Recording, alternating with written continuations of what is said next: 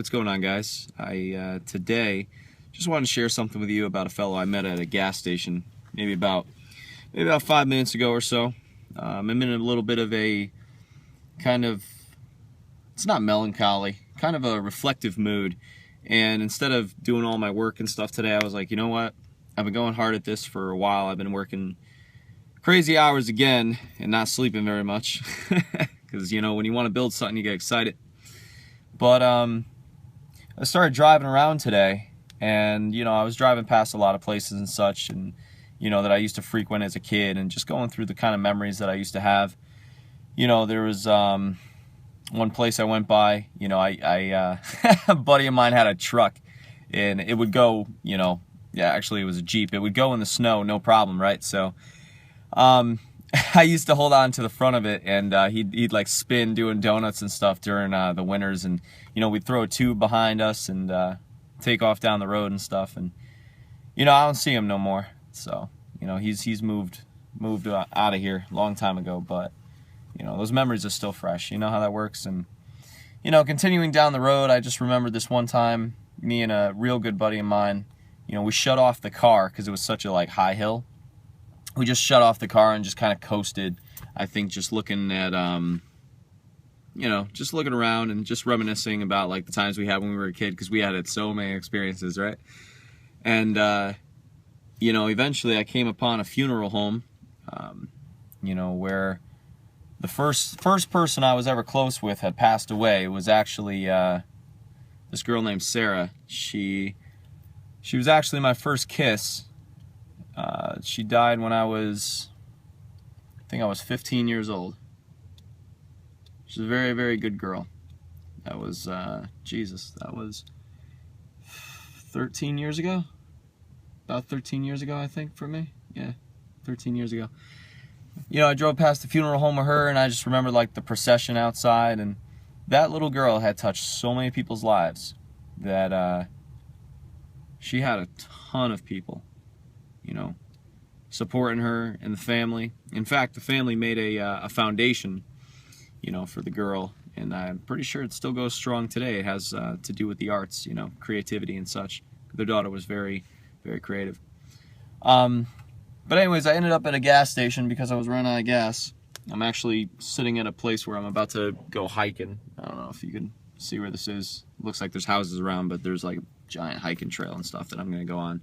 Just need to recenter myself, you know, when you're in touch with like your energy and stuff, you can kind of feel when you're off balance and stuff like that. So anyways, the whole point of this video was I went to a gas station, and you know, I've been doing a lot of deep thinking about stuff, trying to figure out like how to market myself, how to get out there what I'm really trying to bring to the table, which is really just the fact that I've led such a diversified background, and the stuff that I've been involved with is just different, to say the least, than most people. And you know, trying to bring that out and to show that to people, and to, you know, be a guiding light for those who are kind of, you know, lost, or they don't believe in themselves, or they don't believe in their dreams. And it's really as simple as shifting your mind and doing so. You know, I was at the gas station. I was starting to fill up, and you know, I leave a business card in every gas station that I go to, just right where the debit card slot is. You know, you never know where business will come from. And you know, getting the idea out there about the life coaching and such. So, but this fellow pulled up, and he was a Spanish guy. He was quite heavy set, you know, big dude, and you know, the kind of guy you want on your team on football. And you know, I had been thinking about making this racism video for a while, and I haven't done it yet, but I probably will end up doing so. But I was just thinking about it. I was looking over at him. I was like, you know what? Some people would hate this guy just due to the fact of, you know, his nationality and stuff. You know, people take this handful of people, and they think that the rest of their race corresponds to them, and they don't. You know, I mean, you could find something to hate about everybody. I could find stuff to hate about white people, you know. And it's like I was looking over at him, and you know, I talked to a lot of people and stuff, but you know, he glances over, you know, he's filling up the gas tank. I'm like, hey, what's up, man? How you doing? You know, he looks over at me, he's like, hey, you know, what's up, you know, whatever. And I started talking to him, and you know, he went looking for a buddy of his, and you know, he kind of came back over, and, you know, we just had this conversation and such, and, you know, he could tell I was kind of like in a deep thought mode and stuff, and, you know, he just asked a question, you know, basically about, you know, what's going on, you know, today and stuff, and, you know, whatever.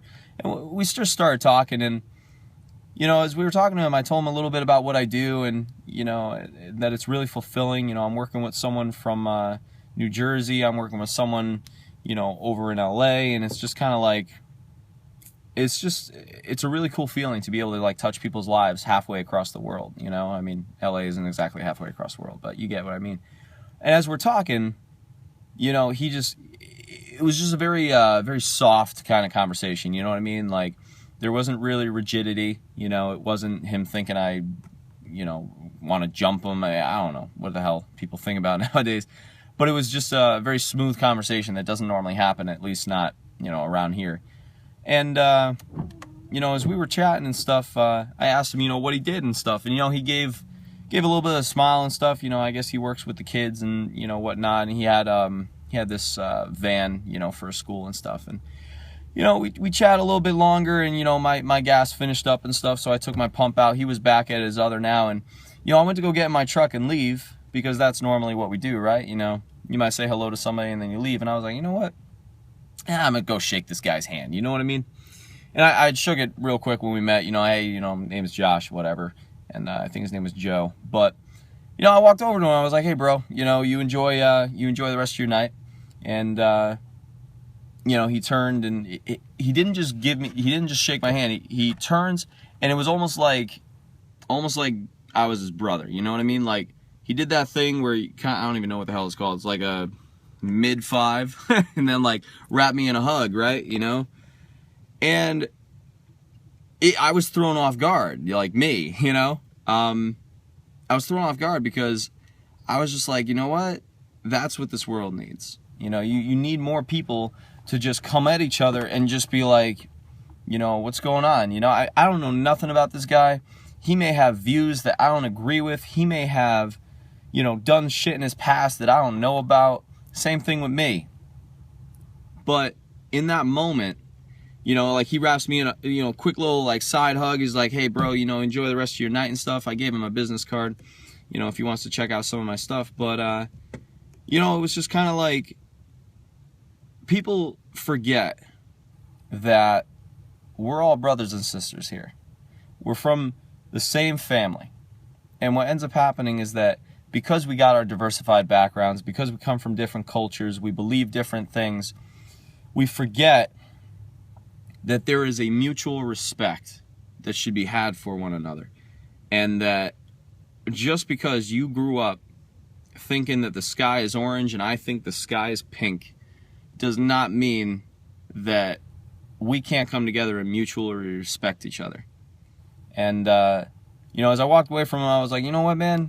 You're a cool guy. You know, people, we need to come together more like that and just, you know, have more love in the world. And he was like, you know, I forgot what he said, but like, no doubt, you know, something along those lines and stuff. And it just made me smile. And I thought I'd share that little story with you guys and stuff, because, you know, all around us at all times, there is people who are awesome, you know, and you're probably awesome yourself. It's just, you got to put aside your differences. You got to put aside anything that makes you think ill of anybody, and just realize that, you know what, sometimes a hug could change the world, you know what I mean?